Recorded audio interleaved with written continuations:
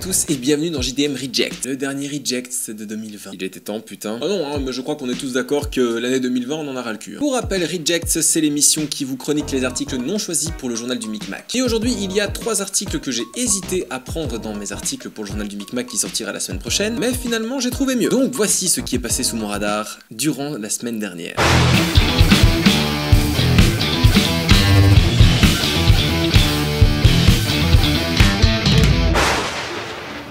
Le premier article nous emmène en Suisse. Actuellement, tu pourrais te demander de quoi je vais parler. De chocolat, de thunes, voilà, les clichés. Bah non, on va parler de placement de produits, mais pas vraiment les OPSP que tu connais, tu sais, Red Shadow, NordVPN, tu connais les bails. D'ailleurs, cette vidéo est sponsorisée par personne. T'inquiète. En vrai, s'il y a des gens qui veulent sponsor mes vidéos, n'hésitez pas, hein, moi je suis chaud. Twifi. Ça vous dit quelque chose ? Moi non plus. Il s'agirait d'un fournisseur d'accès internet basé en Suisse qui a récemment fait un coup de pub monstrueux. Mais littéralement monstrueux. Imagine un peu, t'es manager en com dans une société qui vend des services téléphoniques, mais t'es pas une personne bienveillante. Pour te situer, tu es ce pote qui lance des paris absolument débiles à tout le monde. Mais sur toutes les personnes qui te connaissent, t'en connais au moins un qui sera prêt à relever ton défi pourri. Et ben c'est ce qui s'est passé. L'entreprise Twifi a annoncé officiellement qu'ils offraient 18 années d'internet gratuit pour toute personne appelant leurs enfants soit Twifia ou Twifius. Devinez ce qui s'est passé. Hey chérie, en vrai je cherche plus de prénom pour notre fille, j'ai trouvé, t'inquiète. Mais pauvre gosse. Comment elle va vivre avec ça? En vrai? Mais ça va être un putain de traumatisme. La meuf a littéralement un prénom de fournisseur d'accès à internet. En fait là je suis juste en train de me demander dans quel monde on vit, à quel moment on accepte, même si c'est pour 18 années d'internet gratuit, de défoncer la vie de son gosse comme ça gratos. T'imagines plus tard ce que ça va donner? Et bonjour les enfants, alors j'espère que vous avez passé un bon week-end. Alors je prends les présences. Proximusia, Orangea, Beza. Putain, toi tes parents t'ont vraiment pas aimé. Donc là, concrètement, les parents ont été faire certifier l'acte de naissance de Twifia et ils ont été envoyer ce certificat de naissance à l'entreprise Twifi. Putain, mais la gueule des dirigeants quand ils ont dû voir ça. Roger, je te l'avais dit, il y a un couple qui l'a fait. Non, t'es pas sérieux? J'ai l'acte de naissance devant mes yeux là. Je l'ai reçu par mail. Bon, je sais que certains d'entre vous viennent de Suisse dans mon public, mais pour le public belge et français qui me regarde, nous, en fait, ça nous impacte beaucoup moins. C'est vrai que si maintenant on avait quelqu'un qui nommait leur enfant avec un nom de fournisseur français ou belge, ce serait un peu plus chaud. Ouais, t'imagines, tu vas te retrouver avec des gens qui vont s'appeler Bouygues, Orangea, SFR. Après, le couple va se défendre en disant « Ouais, mais il y a quand même bien des gosses qui ont des prénoms de merde comme Bienvenue, Trésor et tout ça. » Bon déjà frère, c'est pas la même tradition. Et puis c'est vrai que nous, occidentaux, ça nous fait rire d'entendre des gens qui ont des prénoms un petit peu originaux comme ça.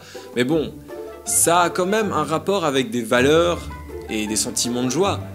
Là, t'as juste appelé ta fille avec un nom de fournisseur d'accès internet. Avoir le wifi gratuit pendant 18 ans, c'est super cool, hein. Moi, personnellement, j'ai besoin d'internet dans mon travail, mais je trouve que ce serait plus intéressant que ça soit une enseigne de bouffe qui te propose ça. Mais bon, très sincèrement, qu'importe l'entreprise, jamais je nique la vie de mon gosse comme ça gratos. Ouais, bon, sauf s'il s'agit d'une enseigne de supermarché ou de bar. Là, à ce moment-là, il n'y a pas de problème, hein. J'appelle tout de suite ma fille Deliriuma, je vais tous les soirs au bar, je vide tout leur stock et ils vont m'appeler Nekus Raskov 2. Par contre, ça va être fameux le jour où elle va apprendre ce qui s'est passé. Genre, quand le forfait sera fini à ses 18 ans, elle va déchanter. Hein. Allô? Dis papa, c'était pour dire que je suis bien arrivé à mon code universitaire, mais là c'est bizarre, on me dit qu'il faut payer internet. Ma fille, il faut qu'on parle. Si je t'ai appelé comme ça, c'était parce que l'entreprise Twifi nous donnait 18 ans d'accès internet gratuit.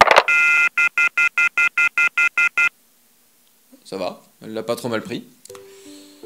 Oh merde, j'ai plus de réseau! Chérie, t'as payé la facture de Twifi? Oh merde, j'ai plus l'habitude en même temps.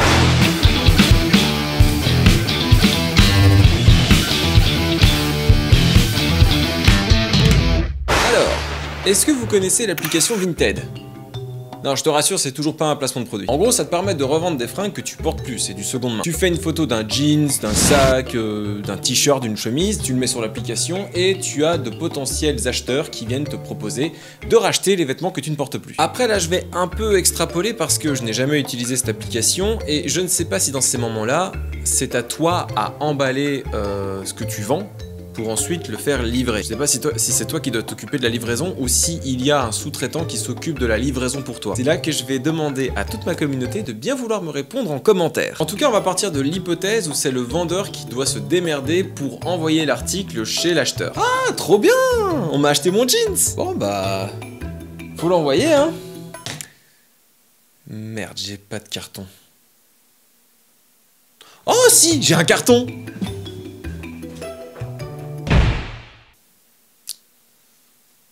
Tada! Je sais pas si c'est le sous-traitant ou si c'est le vendeur lui-même, mais en tout cas, l'acheteur a reçu son jeans dans un putain de carton de pizza. Et il a même oublié d'enlever la sauce piquante qui était dans le carton de pizza. J'espère en tout cas qu'il a été laver son jeans immédiatement à la machine après l'avoir reçu. Putain, tu sens la calzone? T'as mangé une pizza là? Non, pourquoi? Enfin, en tout cas, dans l'hypothèse où c'est les vendeurs qui doivent préparer la boîte dans laquelle mettre le colis pour être expédié, prenez pas n'importe quelle boîte qu'il y a dans votre chambre. Oh, trop bien, le père Emilien m'a acheté la croix de Jésus de mes grands-parents pour son église. Merde. Chérie? Oui? Elle est où la boîte de ton God Vibro? Je trouve ça super cool qu'on puisse revendre ses fringues en seconde main. Ça fait beaucoup moins de gaspillage et ça rend service à beaucoup de personnes qui n'ont pas forcément les moyens de s'acheter des vêtements sophistiqués. Vous me connaissez, je porte souvent les mêmes fringues et lorsque j'achète de nouveaux vêtements, c'est uniquement parce que ceux que je portais avant ne me vont plus. Ou parce qu'il y a eu trop de termites et qu'elles sont trouées de partout. Depuis que j'ai perdu du poids, j'ai dû refaire un peu ma garde-robe.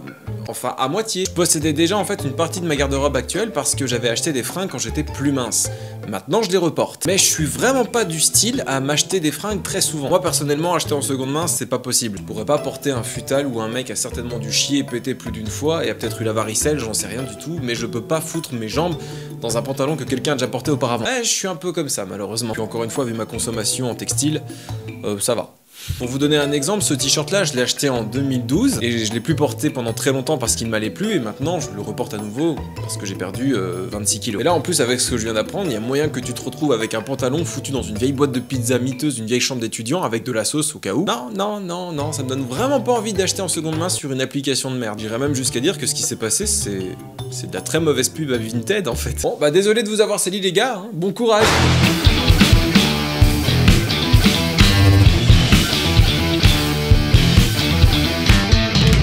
Bon alors, le dernier article, je vous avoue, je l'ai complètement oublié. Alors là, devant vous, sous vos yeux, j'en ai rien à foutre, j'ai tourné la caméra, je vais aller vite revoir ce que c'est. Wesh, mais il est sérieux? Le mec, il s'en bat les couilles. Bon, attendez, je vais vous expliquer ce que je viens de voir. En gros, ça se passe dans un supermarché Leclerc, celui de Plougastel d'Aoulas, dans le Finistère. Ok. Putain, les gars, vos régions en France, c'est abusé, hein. Je les retiens pas toutes. Hein. Et donc, suite aux mesures du reconfinement, du fait que les magasins, les supermarchés aient dû interdire la vente de fringues étant considérés comme des éléments non essentiels, un mec a décidé de s'en battre les couilles complètement. Et un matin, il a dû se dire comme ça, gratos, ah ouais, les fringues c'est non essentiel? On va voir ça. Allez, je vais aller faire mes courses, hein. C'est parti. Wouh. Voilà. Le mec a eu le plaisir de sentir la caresse du vent et de l'air sur ses petits tétons tout durs. Il a brandi un panneau avec comment ça, s'habiller c'est pas essentiel, bah dans ce cas j'ai le droit de me balader à WAP. Champion. Non, franchement, moi je dis GG à ce mec parce que, allez, se balader comme ça, sincèrement, moi je suis quelqu'un de base, j'étais quelqu'un de très pudique. Un peu moins maintenant depuis que j'ai fait mon régime, mais je vous avoue que de base, je suis quelqu'un d'extrêmement pudique. Et faire ce qu'il a fait, je n'oserais vraiment pas. Donc moi, clairement, je dis qu'il faut de l'audace pour protester contre les mesures décidées par le gouvernement sur les commerces non essentiels. Bon, je vais pas en reparler, mais ici en Belgique et en France, en réalité, enfin partout dans le monde, le choix que je trouve un peu arbitraire sur les fameux commerces non essentiels a quand même poussé certaines personnes au suicide. Là, dans l'immédiat, je pense à la pauvre Alison qui avait 24 ans et qui a mis fin à ses jours suite aux mesures du reconfinement. Donc voilà, paix à son âme. Il y en a plein d'autres dans le monde des indépendants qui ont mis fin à leur jour. C'est vraiment horrible. L'acte du suicide, c'est quelque chose que j'ai vraiment du mal à cautionner. Mais bon, c'est vrai que quand tu as mis toute ta vie, toute ton énergie dans ce genre de commerce, je peux comprendre que t'aies plus d'autres solutions. C'est pour ça que je trouve ça cool que des mecs comme ça se mettent à protester de cette manière. Vraiment le fait de dire, quoi, s'habiller c'est pas essentiel gros? Bah alors, tranquille, je fais mes courses à Walp. En plus de ça, c'est vrai que je me dis, si au moins la justification c'était la distanciation sociale. Je peux comprendre que chez un coiffeur, chez un barbier, bah là t'es dans une pièce fermée avec 2-3 autres personnes. c'est compliqué. Mais à ce moment-là, tu peux faire des règles un peu particulières, du style le coiffeur a le droit d'avoir qu'un seul client à la fois. Bon, ça va être casse-couille, il va pas gagner beaucoup d'argent, mais au moins il peut continuer à exercer sa profession. Et puis les magasins de vêtements, t'en as certains qui sont bien plus grands que certains supermarchés, alors pourquoi ne pas autoriser les gens à y aller? Les produits alimentaires sont moins toxiques que les produits textiles. À partir du moment où c'est distribué dans un espace assez grand, ça peut marcher, non? Bref, je vais pas tergiverser plus longtemps sur cet article. Je l'ai pas choisi parce que sincèrement, j'ai vraiment pas plus d'idées de sketch à dire. Par contre, très honnêtement, moi je trouve que ce mec a vraiment eu des couilles de faire ça. Il s'est baladé en slip dans un magasin, en s'en battant les couilles, littéralement. Mais bon voilà, à l'heure où je tourne cette vidéo, on est le 6 décembre, Saint-Nicolas! Ah ouais, c'est vrai, vous connaissez pas ça, vous, en France. Les commerces non essentiels ont pu réouvrir. Et j'espère très sincèrement, et ça c'est un message que j'adresse au gouvernement belge et au gouvernement français, ne faites plus ça.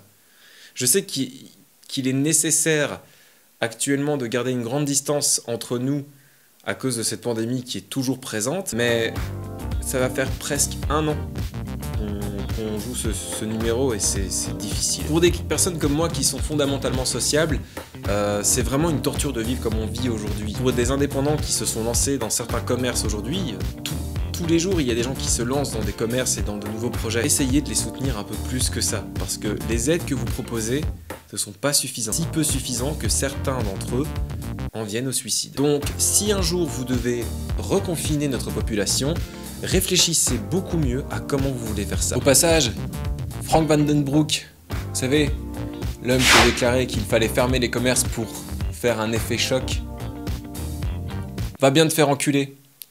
Ou comme on le dit dans ton langage, Smorio Pop. J'espère qu'un jour on aura un ministre de la Santé un petit peu mieux que Maggie de Bloch et que ce fils de pute de Van Den Broek. Bon, j'arrête de rager ici, c'est la fin de ce reject. Je te remercie d'avoir regardé, tu sais ce que je vais dire juste après. Si tu veux m'envoyer des articles ou me rejoindre sur les réseaux sociaux, tout est dans la description. Et si tu veux mettre une petite pièce dans le chapeau pour pouvoir m'aider à continuer à faire un max de vidéos, le Tipeee aussi se trouve dans la description.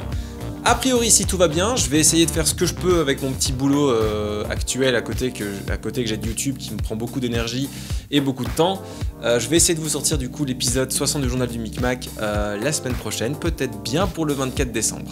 D'ici là, portez-vous bien et passez du bon temps. J'espère qu'on aura le bonheur de fêter Noël comme il se doit, bien que ça soit mal barré. J'espère à la semaine prochaine et à bientôt sur internet. Salut!